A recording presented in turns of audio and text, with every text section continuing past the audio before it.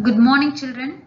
Today we are going to see minerals and energy resources in Geography 10th Standard NCERT book. Actually, last class we saw what are minerals, the classification of minerals, mode of occurrence of minerals, and the distribution of ferrous minerals such as iron ore and manganese in India. Isn't it? Yes. Now let's see about non-ferrous minerals and the distribution of copper and bauxite in India. Okay, fine. See, India has only a few reserves of non-ferrous minerals that are not very adequate. However, these minerals, which include copper, lead, zinc, bauxite and gold, play a vital role in various industries that are metallurgical engineering and electrical industries. Okay, fine. Now let's discuss about copper. Copper is an important mineral due to its excellent electrical conductivity. You know very well, isn't it?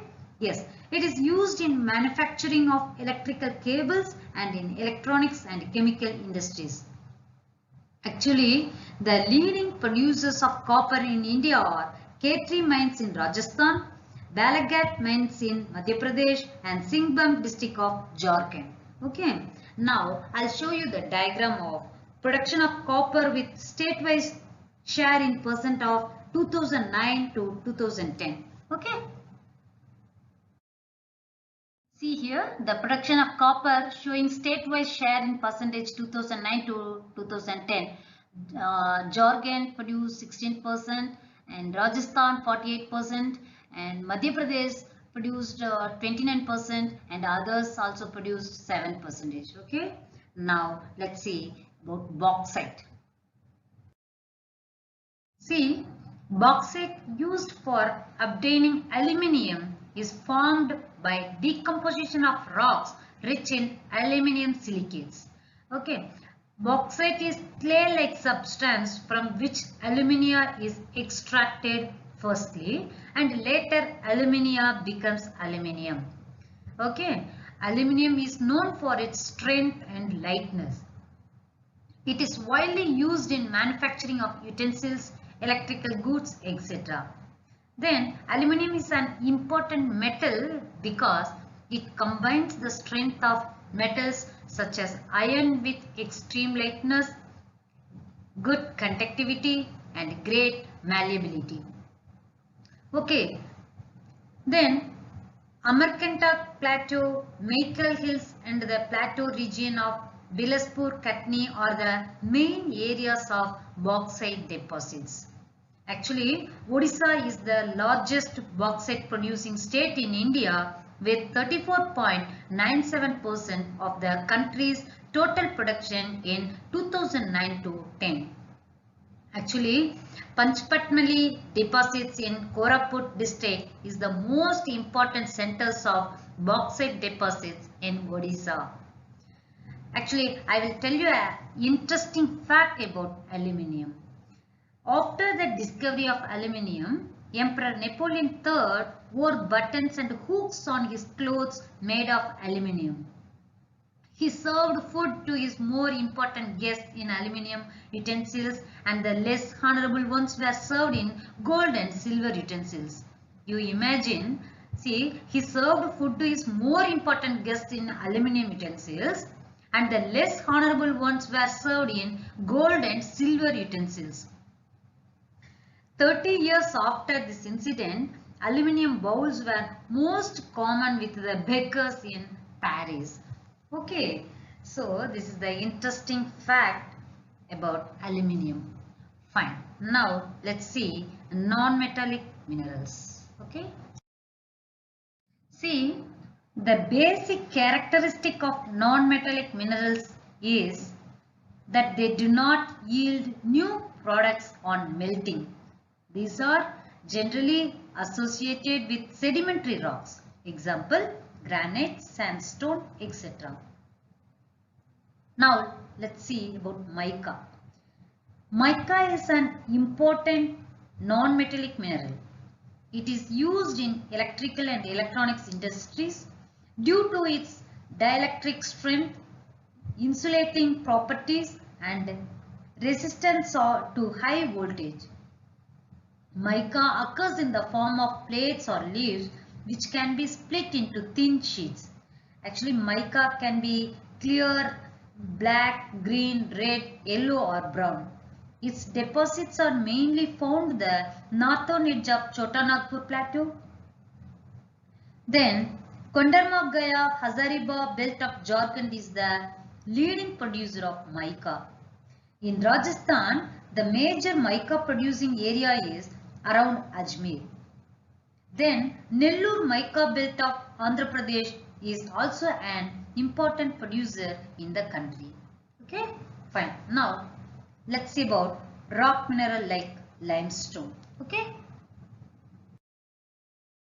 See, rock mineral like limestone is found in sedimentary rocks and is composed of calcium carbonates or calcium and magnesium carbonates. Okay. Limestone is used for smelting iron ore in blast furnaces of steel plants and is the basic raw material for manufacturing of cement. Here see the diagram. Limestone production of lime showing state-wise share in percentage of 2009 to 2010. Here Andhra Pradesh produced 20% and Karnataka 30% and others produced 50% of limestone in the year 2009 to 2010. Now let's see the hazards of mining. Okay. See, mining is a hazardous industry both for the workers and for the residents. The miners have to work under tough conditions where no natural light is available. See, mining is done underground which create hazards like roof collapse, suffocation, outbursts, fire, flooding, gas poisoning, entrapment and gas explosions. Okay, so always there is a risk of collapse of mine roofs, overflow of water and fire in the mines. So the areas around mines face the problem of too much dust from the mines. Okay. Slurry from mines damage the roads and the farmland. Houses and clothes become dirty more often than in other areas. Miners are at great risk of getting affected with pulmonary disorders. Cases of respiratory tract diseases are very high in mining areas. So government should impose strict safety regulations and environmental laws to prevent mining from becoming a killer industry. Okay. Now let's discuss about conservation of minerals. See, minerals require millions of years to form and nowadays we are consuming minerals at a much faster rate than the rate at which they are formed. So the mineral resources are finite and non-renewable. Actually, continuous extraction of minerals raises the cost of extraction as they have to be dug from greater depths. Minerals may also be low in quality. So, there is need to conserve our mineral resources judiciously in the following ways. The ways are: mineral resources should be used in planned and sustainable manner. Already we have learnt about sustainable manner. You know, sustainable manner means to provide resources in such a balanced way for present populations as well as conserve them for future. In this way, mineral resources should be used planned and sustainable manner. Then technologies should be developed to use lower grade minerals at lower cost. Then metals should be recycled and alternative materials should be used so that minerals can be conserved. Okay. Energy resources. Energy is required for all activities, isn't it? Yes, energy is needed to cook, to provide light and heat, to grow crops for agricultural activities, propel vehicles and to drive machinery in industries. Isn't it? Yes. So, resources which are used as power to run industries. Resources which are used as power to run industries are called energy resources.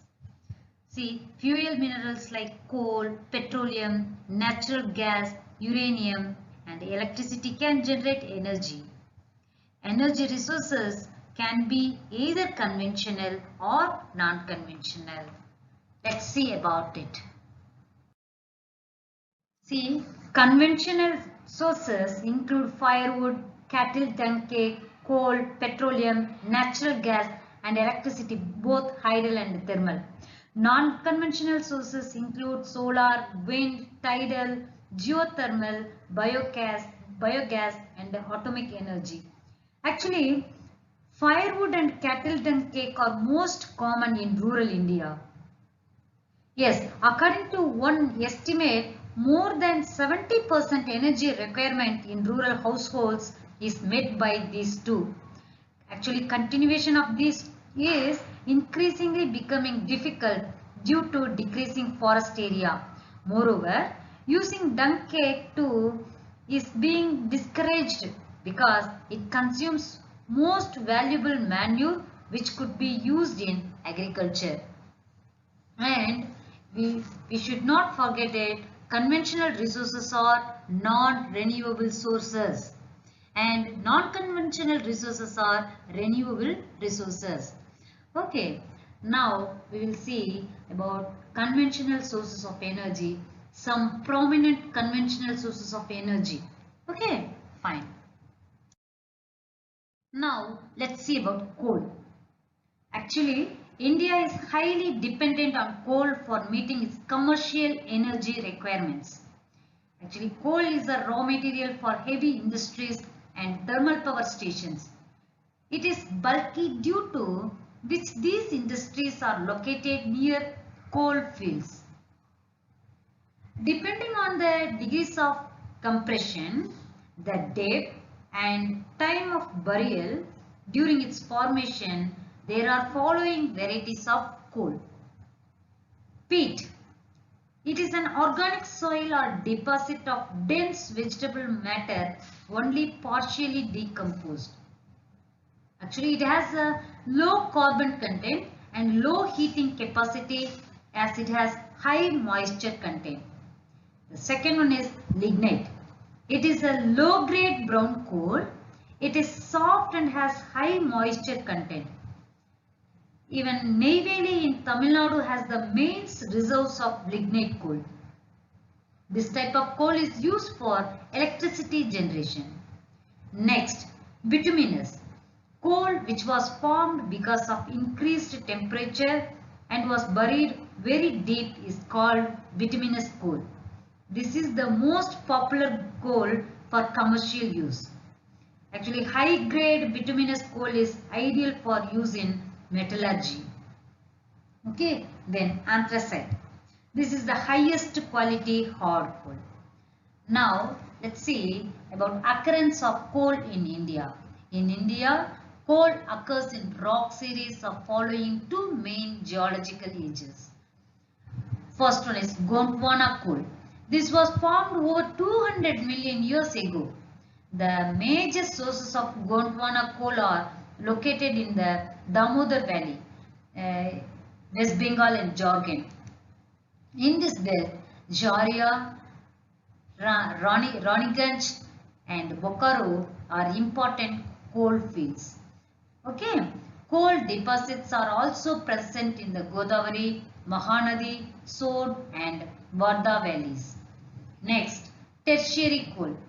This was formed 55 million years ago and is found in the northeastern states of Meghalaya, Assam, Arunachal Pradesh and Nagaland. Okay, now let's see about petroleum. Okay, petroleum. Actually, petroleum is also known as mineral oil.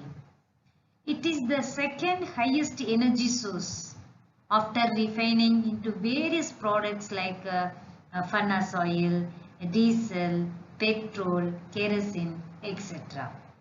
Used in India after coal. Actually, petroleum is known as liquid gold. Which one is known as liquid gold? Petroleum. Yes, petroleum is known as liquid gold. First oil field in India was discovered at Makon in Assam in 1867. Actually, petroleum refineries act as a nodal industry for synthetic textile, fertilizer and chemical industries. Okay, now let's see about occurrence of petroleum in India. Okay, natural occurrence of petroleum in India is associated with anticlines and fault traps of tertiary rocks. In anticline folding or dome region, oil is trapped in the crust of the upfold. The oil-bearing layer is a porous limestone or sandstone through which oil may flow. So, the non-porous layers come in between and prevent the oil from rising or sinking. Whereas in fault traps, it is found in between porous and non-porous rocks. Mumbai High produces about 63% of India's petroleum. Gujarat produces 18% and Assam 16%. Ankleshwar is the most important oil field in Gujarat. Assam is the oldest oil producing state of India. Actually, important oil fields of Assam are Digboi, Nadarkatia and Moran Hajrijan. Natural gas. Actually, natural gas is a clean energy resource. It is usually found along with petroleum, but sometimes separately also. Compared to coal and petroleum products, it burns with a very low emission of harmful gases and other pollutants. It provides energy for running of petrochemical industry besides being used as fuel for cooking and automobiles. Okay. The offshore region of the Krishna Godavari basin has the largest amount of natural gas currently available in India. To fulfill its natural gas needs, India imports some gas and feeds it to various industries through pipelines. Okay, the 1700 kilometer long Hazira Vijaypur Jagdishpur pipeline HVI, Hazira Vijaypur and Jagdishpur HVI pipeline links Mumbai High and basin with the fertilizer, power and industrial complexes in western and northern India. Then natural gas is mainly used by the fertilizer and power industries. Okay. Use of compressed natural gas CNG, compressed natural gas for vehicles to replace liquid fuel is gaining wide popularity in the world. See, electricity has a wide range of applications in today's world, isn't it? Yes, of course. That is why its per capita consumption is considered as a sign of development. Actually, there are two ways through which electricity is generated. These are conventionally electricity or thermal power has been generated by burning fossil fuels that supplies energy. Actually, what are the fossil fuels? Coal, petroleum, natural gas, isn't it? Yes, to drive turbines. It is known as thermal electricity. Actually, there are over 310 thermal power plants in India. Okay, due to depletion of fossil fuels on the earth, other methods of generating electricity are becoming popular.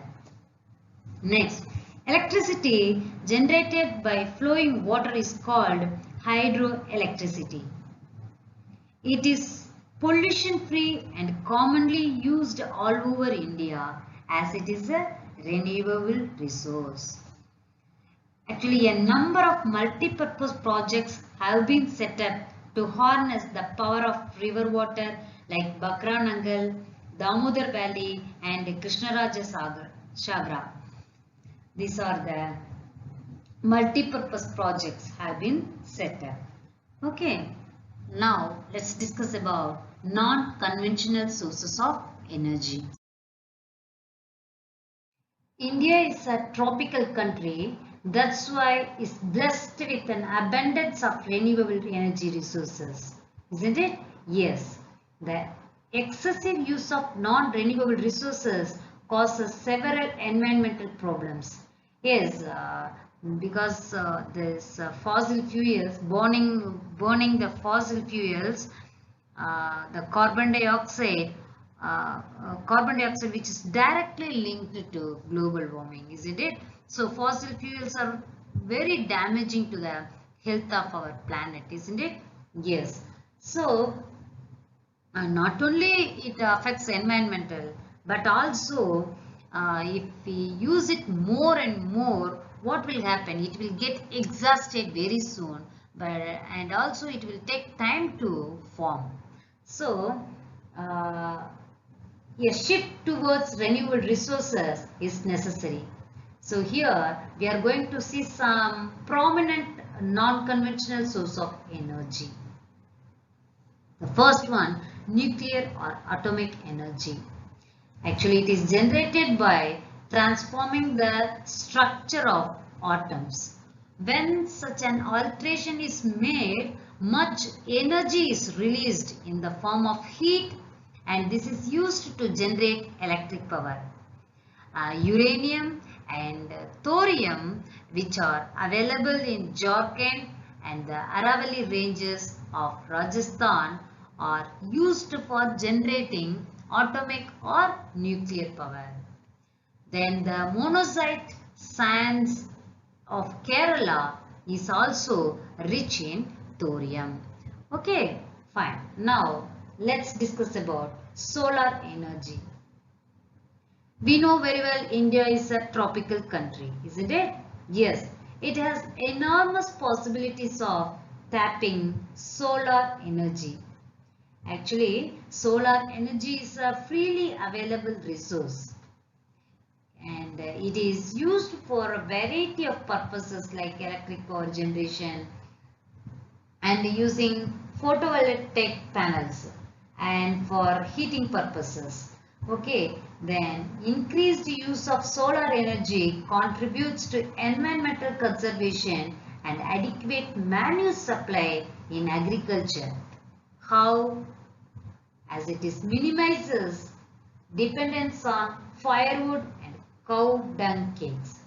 So, if we minimize the usage of firewood and cow dung cakes, automatically these cow dung cakes are used as a manure in this agricultural sector. Okay, then India's largest solar power plant is located in Madhapur near Bhuj in Rajasthan. Okay, now let's discuss about wind power.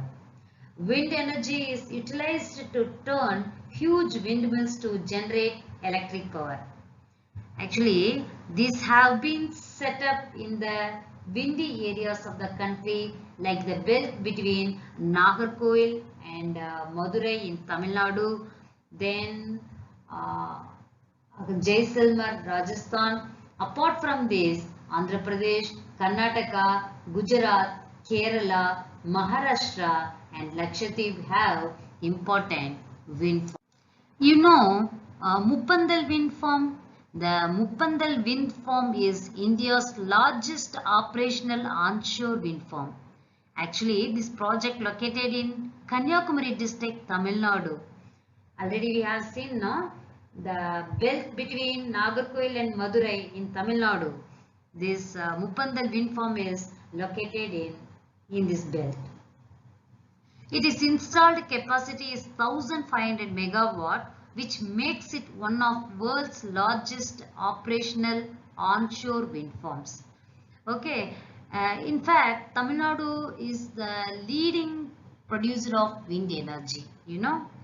So, in this way, wind energy helps to uh, run industries as well as and fulfill the domestic needs also.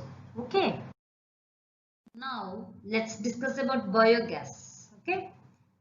Biogas can be produced from shrubs, farm waste, animal and human waste. Actually, biogas is used as a fuel in rural areas because it has a higher thermal efficiency as compared to kerosene, charcoal or cow dung cake. It is generated by decomposition of organic matter in biogas plants. So, biogas plants can be set up at municipal, cooperative and individual levels. The plants using cattle dung are known as gobar gas plants. So, the plants using cattle dung are known as gobar gas plants in rural India. These provide benefits to the farmer in the form of energy and improved quality of manure. Actually, biogas is by far the most efficient use of cattle dung. And also it improves the quality of manure and also prevents the loss of trees and manure due to burning of fuel wood and cow dung cakes. Okay, fine. Now let's see about tidal energy. Tidal energy is the energy generated by movement of oceanic tides which can be harnessed to generate electricity. Actually, floodgate dams are built across inlets. During high tide, water flows into the inlet and gets trapped when the gate is closed. After the tide falls outside the floodgate, the water inside it flows back to the sea via a pipe that carries it through power generating turbine. In India, the Gulf of Combat, the Gulf of Kutch in Gujarat on the western coast and Gangetic Delta in Sundarban regions of West Bengal provide ideal conditions for utilizing tidal energy. Okay. Now, we will see about geothermal energy. Geothermal energy refers to the heat and electricity produced by using the heat from the interior of the earth. So, wherever the concentration of geothermal energy is high, higher temperatures are found at shallow depths, leading to the existence of hot springs. To harness energy from hot springs, experimental projects have been set up in India in Parvati Valley near Manikarn in Himachal Pradesh and Puga Valley in Ladakh. Okay. Now we will discuss about conservation of energy resources. Since energy is a basic requirement for economic development, we need to conserve it. Yes, to have sustainable development, we need to promote energy conservation by avoiding wastage, besides increasing the use of renewable energy sources. So, we should conserve energy resources by using public transport systems instead of individual vehicles, switching off electrical appliances when not in use, using power saving devices and using non-conventional sources of energy. After all, energy saved is energy produced. Okay. I hope you all understand this chapter. Thank you.